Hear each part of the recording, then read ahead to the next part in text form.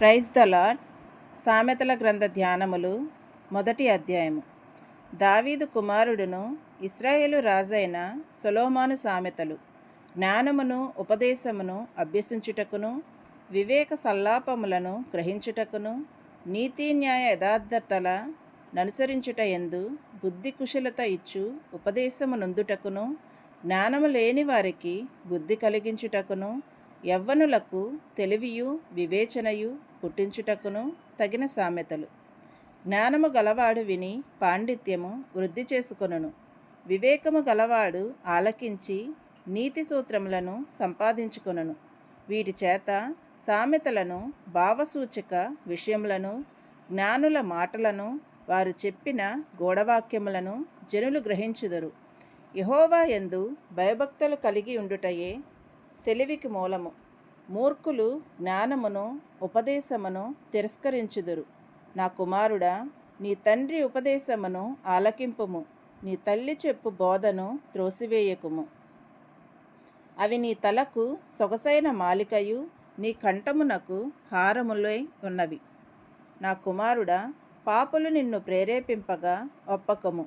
మాతో కూడా రమ్ము, మనము ప్రాణము తీయుటకై పొంచియుందము. నిర్దోషి అయిన ఒకడిని పట్టుకొనుటకు దాగియుందము. పాతాళము మనుషులను మృంగివేయునట్లు వారిని జీవముతోనే మృంగివేయుదము. సమాధిలోనికి దిగువారు మృంగబడునట్లు వారు పూర్ణ బలముతో నుండగా మనము వారిని మృంగివేయుదము రమ్ము అని వారు చెప్పునప్పుడు ఒప్పకము. పలు విధములైన మంచి సొత్తులు మనకు దొరుకును. మన ఇండ్లను దోపుడు సొమ్ముతో నింపుకొందము. నీవు మాతో పాలివాడవై యుండుము, మనకందరికిని సంచి ఒక్కటై యుండును అని వారు నీతో చెప్పుదురు. నా కుమారుడా, నీవు వారి మార్గమున పోకుము, వారి త్రోవలయందు నడవకుము. నీ పాదము వెనుకకు తీసుకొనుము. కీడు చేయుటకై వారి పాదములు పరుగులెత్తును. నరహత్య చేయుటకై వారు త్వరపడుచుందురు. పక్షి చూచుచుండగా వలవేయుట వ్యర్థము.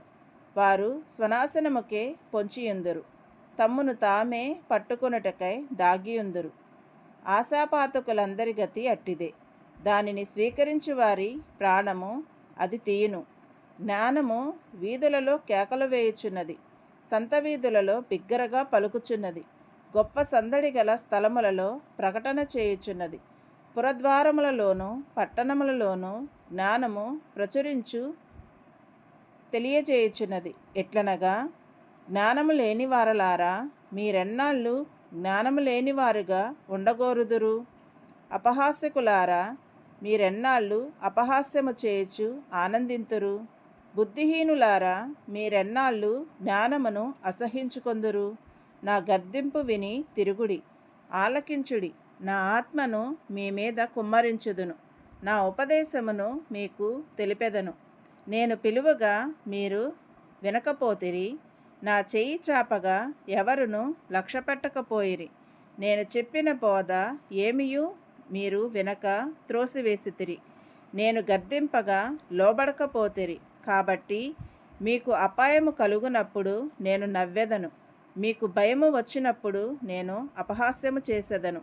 భయము మీ మీదకి తుఫాను వలె వచ్చినప్పుడు, సుడిగాలి వచ్చినట్లు మీకు అపాయము కలుగునప్పుడు, మీకు కష్టము దుఃఖమును ప్రాప్తించినప్పుడు నేను అపహాస్యము చేసేదను. అప్పుడు వారు నన్ను గూర్చి మొరపెట్టెదరు గాని నేను ప్రత్యుత్తరమియ్యకుందును. నన్ను శ్రద్ధగా వెతికెదరు గాని వారికి నేను కనబడకుందును. జ్ఞానము వారికి అసహ్యమాయను. యెహోవా యందు భయభక్తులు కలిగి ఉండుట వారికిష్టము లేకపోయెను. నా ఆలోచన విననొల్లకపోయిరి. నా గద్దింపును వారు కేవలము తృణీకరించిరి. కాబట్టి వారు తమ ప్రవర్తనకు తగిన ఫలము ననుభవించెదరు. తమకు వెక్కసమగు వరకు తమ ఆలోచనలను అనుసరించెదరు. జ్ఞానము లేనివారు దేవుణ్ణి విసర్జించి నాశనమగుదురు. బుద్ధిహీనులు కేవలము కలిగినదని మైమరచి నిర్మూలమగుదురు. నా ఉపదేశమును అంగీకరించువాడు సురక్షితముగా నివసించును. వాడు కీడు వచ్చునన్న భయము లేక నెమ్మదిగా నుండును. ఆమేన్.